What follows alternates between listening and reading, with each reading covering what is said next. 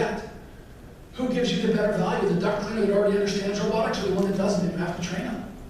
The answer is the person with robotics knowledge, 100 out of 100 times.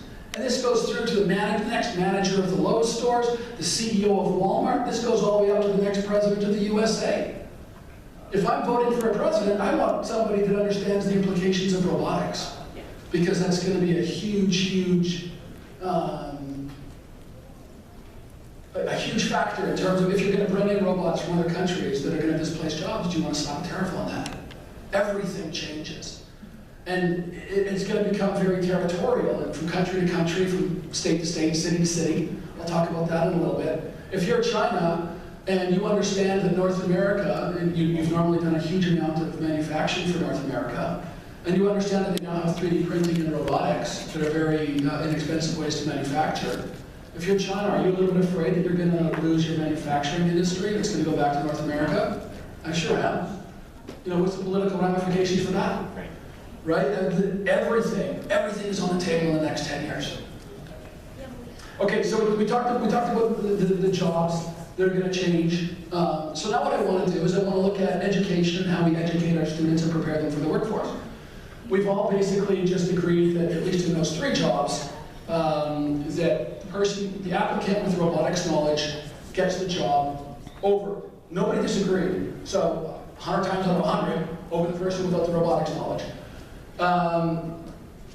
So let's look at the way that we educate people. We've got, the way I see it, this is oversimplified a little bit, but the way I see it, we graduate 3 different types of people from our high schools.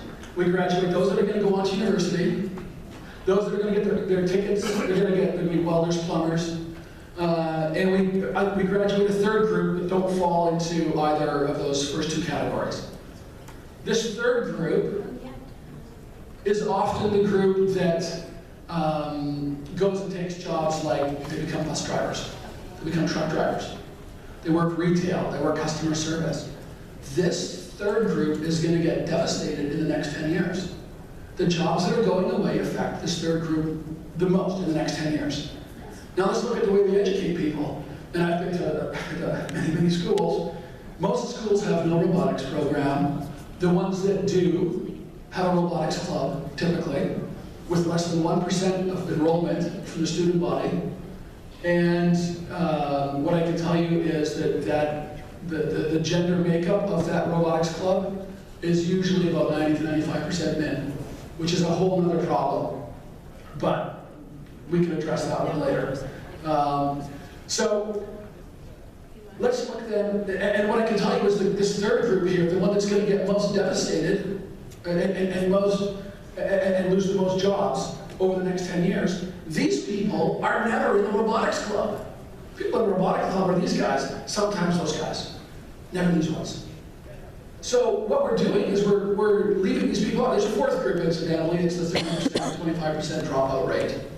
So that gives us about 50 to 60% of people that we're giving no STEM skills, no robotics skills to, that are going to see their job market shrink considerably over the next 10 years. And this is why this is so important to me, why I feel that we're on the brink of, I wouldn't call it a crisis because the opportunity is also so incredible, but we have to change what we're doing. So we've all just agreed that the person with robotics knowledge is going to get the job, 100 times out of 100. So what we're effectively admitting to when we say that is that we are systemically preparing 99% of our high school graduates to be disadvantaged when looking for work. Does that number not terrify everybody? It terrifies the hell out of me. So now we're looking at all the jobs, we're graduating people that aren't well trained for the new jobs. And we've got a bunch of workers that are going to lose jobs that also aren't trained for the new jobs. We're talking about millions of people that are going to need retraining, tens of millions. How are we doing for time? Am I running long? 5 minutes? Okay. All right, okay. And I had spoken about how I view this as being a fairly territorial thing. It's, this is truly, for me, it's a bit of a race. It's important to understand that Canada and the US are going to be hit probably the hardest, if not the hardest, darn near the hardest, by the robotic transition. Why? Because we have a high cost of living. We have high labor costs. Nobody cares about putting robotics into Nicaragua or Costa Rica, where the cost, where people are getting paid $1 or $2 or $3 an hour. It doesn't matter. The economy of scale isn't there. Where people are making $20 an hour to serve coffee, that job is gone. That's a robot job. Really, so Canada and the US are going to get hit. We're going to lose these jobs. We're going to have a pool of labor that does not have the skills necessary to take the pool of new jobs. We're going to have this many people with skills that don't match what the labor force needs. We're going to have these jobs with this many people that do match it. So we're going to have a huge labor shortage. What's going to happen with that labor shortage? Those jobs are going to go overseas. They have to. The jobs have to be filled, or we have to bring other people in. But then we've still got this unemployment problem. What we need to do is we need to start giving these people the skills. We can't keep graduating 3 million people a year that don't have the skills to be successful in the next 5 years. We can't do it. It's insanity. And it's not just country to country. We're in New York City. This is a great example. Let's imagine we've got New York City here and New Jersey here, the river in between, and the educators in New York say we can't get into robotics for education, it's too expensive. We can't get into STEM, it's too expensive, it's too difficult. But over in New Jersey, they go, this is important, we're going to do this. Right? Okay, so now you've got across the river, and this is going to happen in many, many places. Across the river, you've got people that understand robotics and people that don't. And then a fashion job comes up in New York City. You've got applicants from New York City, you've got applicants from New Jersey. Where's the job going? New Jersey person. You got a camera person job that comes up in New York City. Where's the job going? New Jersey person. Duck cleaning job. New Jersey person. Manager for the Lowe's. New Jersey person. What starts happening in New York City? Unemployment rises. People can't pay their rent. People can't pay their mortgage. People have to leave because it's too expensive to live here. Right? Real estate prices start to decrease. New York City starts to do a spiral. Tax base goes down. You can't afford robotics for your education now. Try affording robotics for your education when there's 20% unemployment. Right? It becomes a much more difficult puzzle to solve in 5 years' time or 10 years' time when the problem has already gone further down the path. What's happening in New Jersey? Everybody's got a job. It's a great job. It's well paying. Everybody's buying new cars. Their house pricing is going up. Everybody's taking good care of their properties. And that's a very real scenario, with the difference being STEM education and robotics knowledge. Right? So, what I would love to do is I would love to have everybody here understand these things.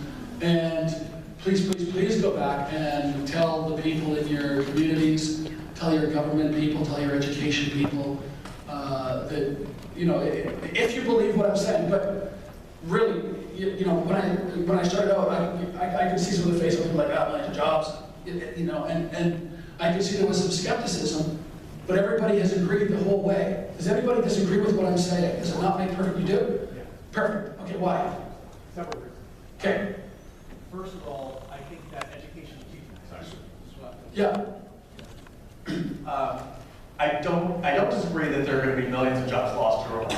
I disagree with how replaceable those jobs are going to be with other jobs. And I'm not sure that teaching people robotics now is going to train them for the jobs in 10, 20 years from now, because we don't even know what robots are going to look like 10, 20 years from now, so we don't know what to train them in. And I think that education teaches a way to think, critical thinking and problem solving. Those are the skills that people are going to need in order to operate robotics, and whether it's flying a camera for a movie set or whether it's, doing something else related, yeah. Right? And those are the kinds of skills that, humans are better at than robots. And yes. Those are hopefully what a lot of our education system emphasizes. It's not, that you know these certain facts, and it's not that you know how to place an electrical component here. It's how you think. Perfect, and thank you for that. And I 100% agree with you. Okay, so, but having given many demonstrations to students, here's what I can tell you. Robotics engages kids, the right kind of robotics engages kids to a level that is unbelievable. It teaches critical thinking, it teaches STEM skills. And kids don't even know they're learning it. They're just playing with robots, having an incredible time. Now, with that said, I would say that the approach to teaching robotics should not be soldering, it should not be circuit boards. When we're learning about computers, we don't learn how to put a computer together. That's not the important skill. The important skill is what you can do with the computer. And so what I advocate within education is learn about robotics, learn about what the industry is, learn what the opportunities are, what the challenges are, learn where it is, learn how to use robots, and then, like what we do with our robots, and I apologize, this will be a bit of a commercial, but like our robots come apart and go back together. So what we do, we've got a curriculum that trains people how to use our software in the first unit, and the second unit we say, think of a real world problem and solve it with your little robot. Make a prototype, make something that's small. And it could be something as simple as putting a greenhouse on a turntable. The greenhouse can rotate. It's going to have a photo sensor or a light sensor from the sun, and so they're going to solve a problem, and you're going to get robotic applications. So it's not just about soldering. That is the least important component of robotics. It's the applications that robotics have. It's the critical thinking. It's the design. It's the success. It's the failure of that design. But robotics teaches those skills. I agree. But we're not trying to teach kids, we're trying to teach adults who have been working in a profession. All right, That's a challenge. we're running tight here, just one last.